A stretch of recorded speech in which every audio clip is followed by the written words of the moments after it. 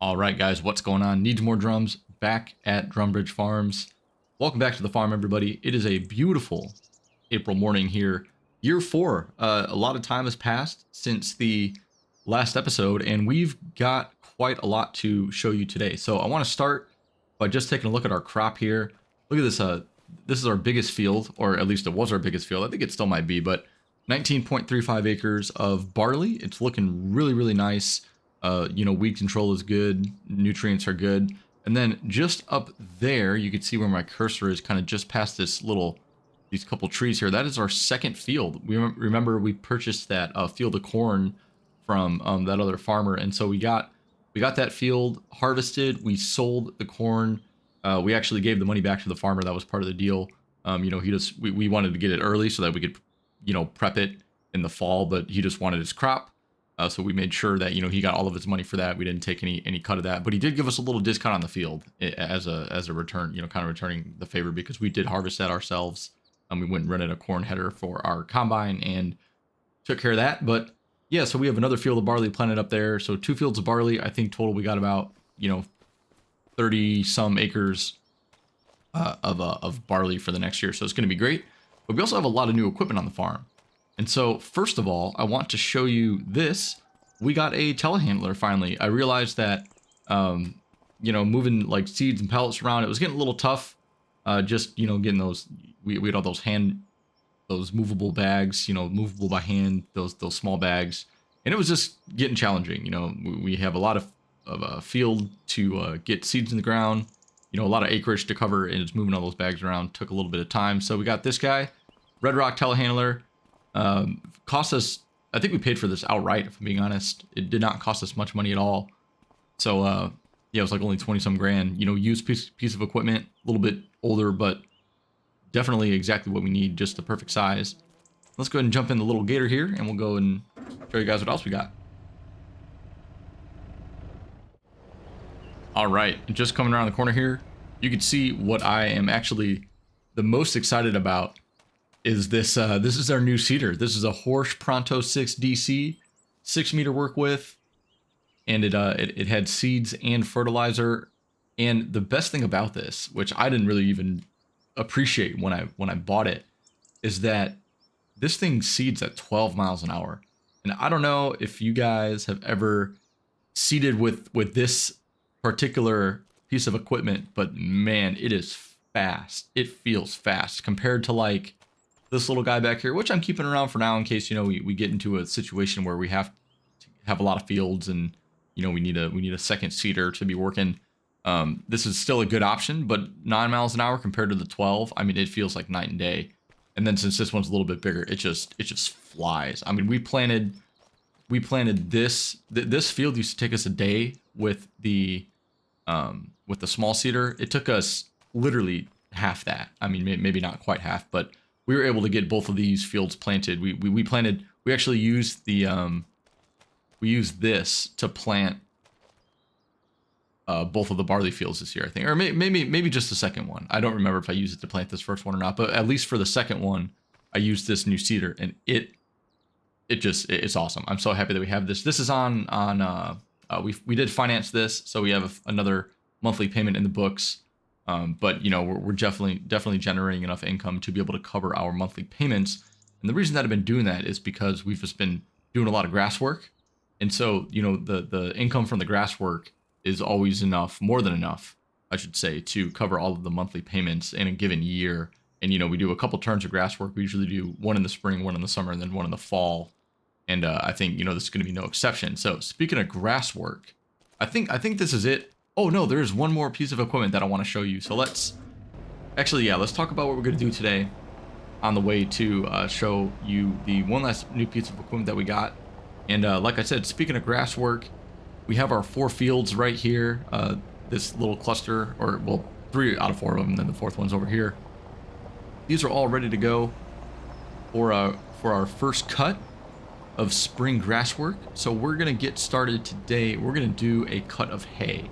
I like to do a cut of hay, 2 cuts of hay. So we do hay cut in the spring, hay cut in the summer, and then we do a silage cut in the winter. And the reason that I do that is because with hay, you don't have to let the bales sit. You could just, you know, sell them right away. And we're trying to get some cash in the bank pretty quickly, you know, because we want to be able to afford some more fields. And actually the next one that I want to purchase is this one to the left. Except this land area is a bit more expensive because it not only has this field area, but this path, everything on the other side of this path. So like to the right here, that goes down into that little ravine. That's all part of this land as well. So it's a little bit more expensive. I think it's about maybe even $500,000 to purchase that. But that field would be a great addition for us. And we can even maybe, you know, if you take a look over here, and I know I'm doing a little bit of a lot of talking and just kind of showing you guys stuff, but you know, we haven't been on the farm in a while and there is a lot to talk about. But if you just kind of go over here, you could see the actual size of this land. I mean, it goes all the way down to that fence there, to that stone wall. And we could probably, if, you know, I mean, this is steep, but it's not so steep that we could probably work on this land. We could probably cut this and get a nice, as long as we work like up and down this way, instead of, you know, like up the hill. If we work parallel to the hillside, parallel to the road and the fence, we can actually, I think, get some bales off of here and they wouldn't roll down on us. So maybe this is a good option after all. You know, we'll probably plant this with an actual crop. Maybe we'll leave this as some grass and actually have another little grass field for us, because this is quite a big area. So you figure this field, I think, is, let's see, how big is this field? So this is 12.6 acres, and the land itself is 22 acres. So you have, you know, minus the path, give or take 10 more acres of grass there that we could work with. So might think about that this year. I think that's the goal, is going to be to purchase this. And finally, as I was going to say, our last new piece of equipment is just in here. And I realized I should have taken the tractor down here, because I do have the mowers down here and I should have just hooked up to them. But I think, is it in here? No, it's not. We'll open that up anyway because we need it. And it is in here. There we go. We swapped out our bale wrapper. So if you remember from the first few episodes, we had that front loader attachment where you could just, you know, pick up a bale one by one. The problem with that is that it was just a little bit, I don't know, it was a little bit slow. You kind of had to do a lot more moving around, and it didn't hold a lot of you know, wrap containers, so you had to refill it a lot. You could only hold like 2 at a time. This one holds 8, so it's a lot easier to do a lot of bales with this. You don't have to you know, go back and forth to load it up a bunch of times.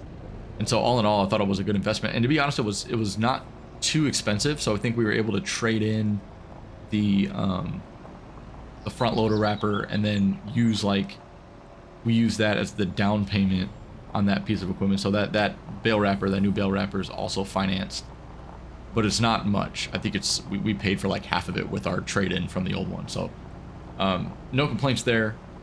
It's going to be a good year. We're making a lot of money. We did some contract work as well in the off season. We did, you know, a couple cultivating contracts and a couple of bale wrapping contracts with that new bale wrapper, and they paid well. So I am not upset about that.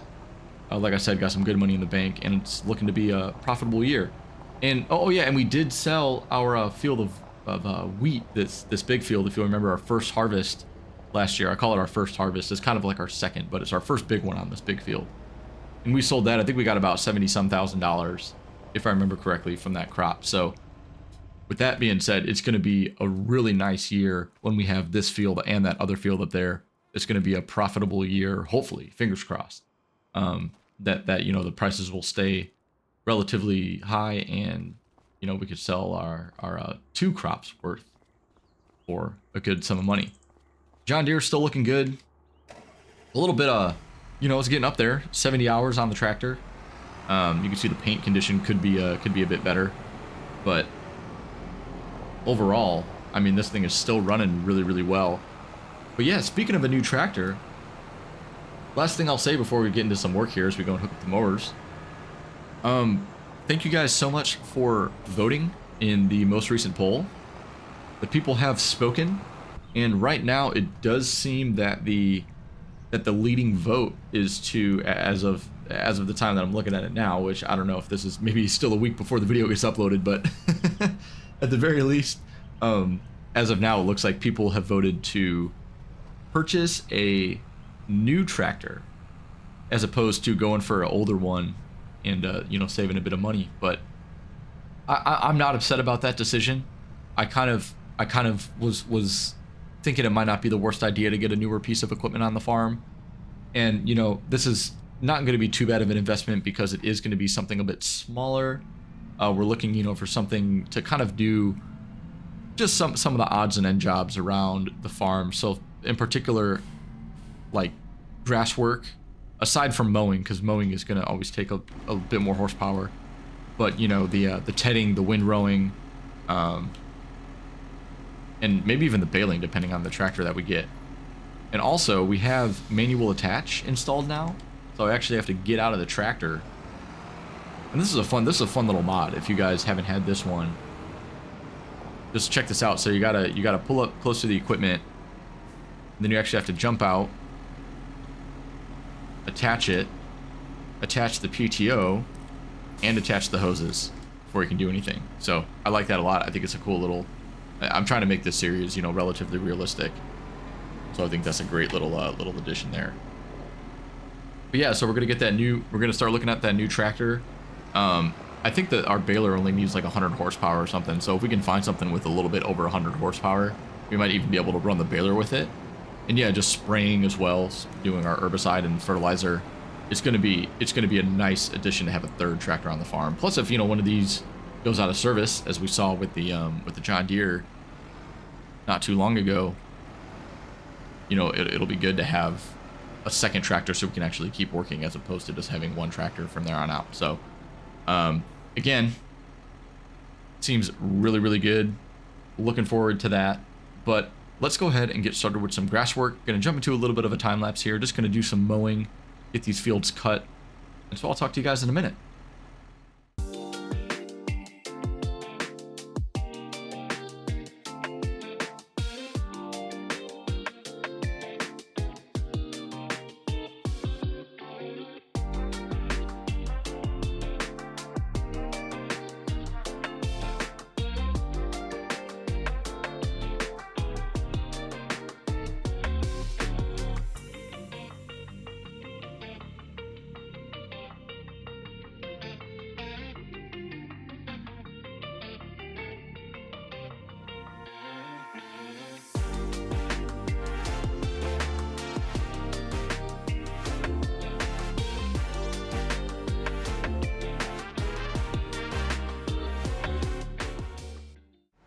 Yeah, guys, did I ever tell you how much I just love this mower setup?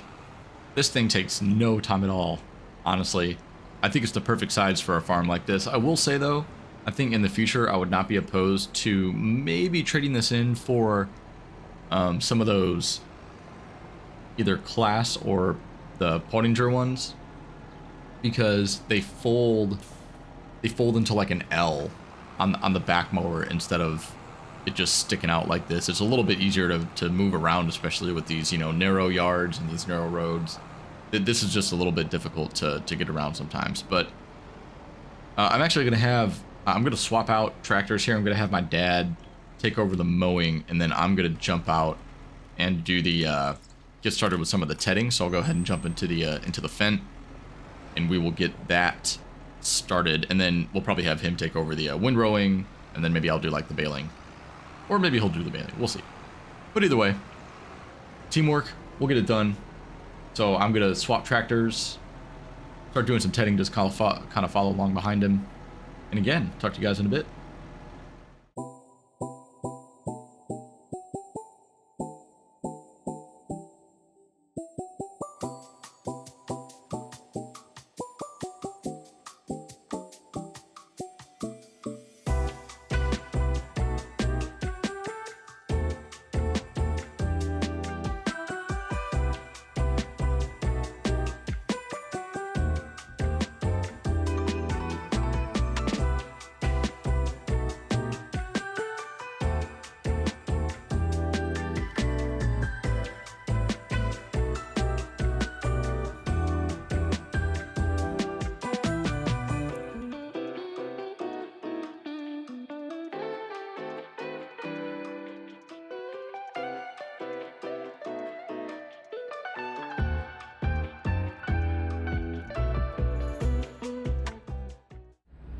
All right, guys, we're just heading back to the yard here. Got our all of our fields mowed and tedded, as you can see off to the right there. We're just gonna go ahead and jump out the tractor real quick, do a quick power wash for both of these real fast before we swap equipment. I'm gonna have my dad hook up to the windrower, and then I'm gonna grab the baler, and we're gonna go and get these hay bales baled. See how many bales we can get. How many times can we say bale in this episode? Place your bets now. But yeah, so far we've been doing, you know, pretty good on the baling front. Yields have been relatively decent. I gotta say though, I haven't actually fertilized any of my grass fields. I think, you know, maybe I might start doing that. It just, I don't know, I just feel like the benefit is sort of marginal to me. I could be totally wrong. We could, you know, be getting like an insanely high amount of bales or something compared to what we're getting now. But, you know, I don't know. I just don't, to be honest, I'm just lazy and I don't really feel like putting in the time to fertilize my grass fields. Because I think you have to fertilize them every cut. But I will say, I think pretty soon though, we will have to at least start getting these, you know, rolled a little bit. So I should do that at least once in a while. I've never done that, but I should invest in maybe a roller sometime soon, and a field roller too. But anyway, that's long term. Let's go ahead right now and close that top window so I don't get, you know, water all in the cab, but don't want to do that. But yeah, let's get this cleaned up. We'll go ahead down to the other yard there across the farm and get hooked up to the windrower and the baler. We'll jump back into some grass work for the day. So once again, I will talk to you guys in a little while.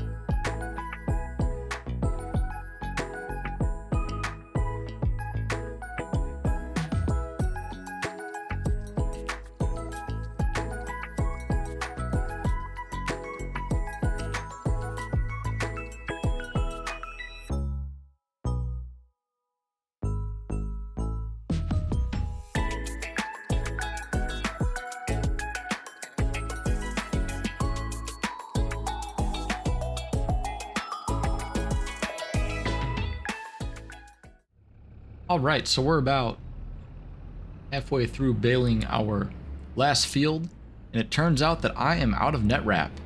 And I actually remembered that I don't have any more left on the farm. I meant to go buy some, and I just forgot.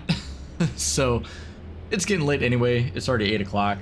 Dad's almost done windrowing this field. Got about just 2 more passes to go, and we'll be done with that. So I think what I'm going to do is just head back to the farm for the night.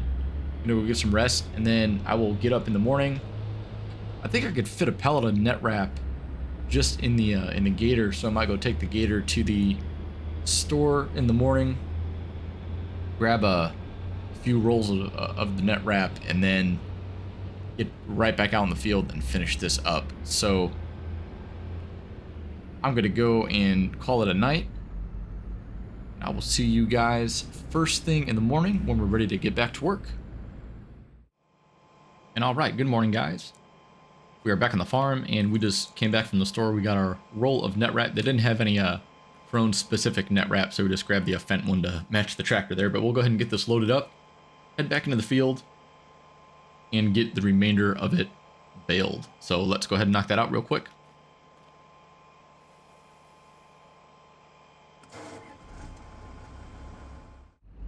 All right, and that is a wrap on the baling. We have, let's see, 69 bales.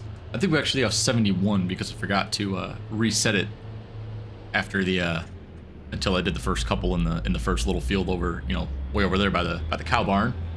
But yeah, we're just gonna go and grab the bale trailer now. Like I always say, the nice thing about hay is that we don't have to wait for it, you know, to ferment. Like silage, you know, we can sell it right away. And I know that the prices aren't always the best right now, but, you know, I don't really care. Just any cash in the bank, it's fine. We got to get the bales off the field. We're going to get 3 cuts a year anyway, like we always do. So we'll do another cut of hay in the spring, or in the later summer, and then one more silage cut before the winter and like the late fall. So let's just jump over here, grab our trailer, and we're gonna go take all of our bales to the whatever sell point is paying the most, and we'll just see how much money we get. So stay tuned, and we'll wrap this up pretty quickly.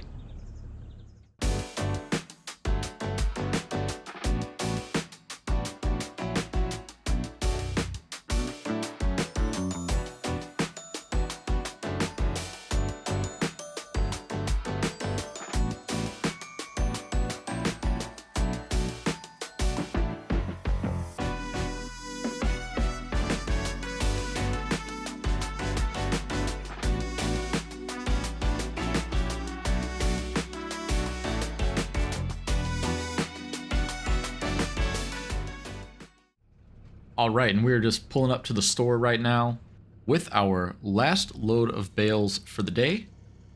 Should be about, let's see, another 8,000 and some change there for that load. So it brings us to about, I think we're a bit over, you know, 25,000, between 25 and 30,000 just from those hay bales. So they were not at the highest price, but, you know, in all honesty, I think it's good enough. And I kind of like to get those hay bales off of the farm, or off of the fields, you know, pretty quickly, so that we can, you know, the grass can grow and we can get a nice second cut. But yeah, that wraps up the first cut for the year. I think we're going to go ahead and call it an episode here for the day. In the next episode, I'll probably just bring you guys back in when we are ready to harvest our not 1 but 2 big barley fields, which is going to be awesome. We're going to make some real good money off of those. I'm very excited to have 2 fields. You know, it's just that exponential growth that we need on the farm, you know, by buying some more fields. So we'll get, like I said, we'll get our second cutting in. We'll probably do some contracting work off camera in the meantime as well. Just keep things moving along. We got almost 300,000 in the bank. We got to get to 500,000 to get the field that I want. But we can also, you know, if we're really, you know, wanting to buy something, we could actually buy a field now that's a bit smaller, but you know, who cares? we'll wait a little bit. We're committing to the big field, to that farmland 10 that's right next to our cow barn, and you know, we'll see about that. But yeah, you know, it kind of got me thinking though. If you stuck around to the end of the episode, kind of got me thinking about, should we buy some cows and start filling up that barn? You know, I think it could be a good investment for us. We're already planting cereal crops. We already have grass work going, so it would just be a matter of saving some of the bales that we sell and putting them towards some TMR. We'd have to invest in a couple of things though, like you know, maybe like a mixer wagon for one, and then maybe even a you know, like a slurry spreader and things like that. We could start using some organic fertilizers. Just something to consider. I won't put a poll up this time around, but maybe after the next episode, I'll take your guys' vote on whether or not we should get some cows on the farm, since we already have the infrastructure. But with that being said, I hope that you guys have a great rest of your week. I will see you guys in the next one, where we will get our barley harvested. Looking to be a promising year. So have a great week, and I'll talk to you soon. Peace out.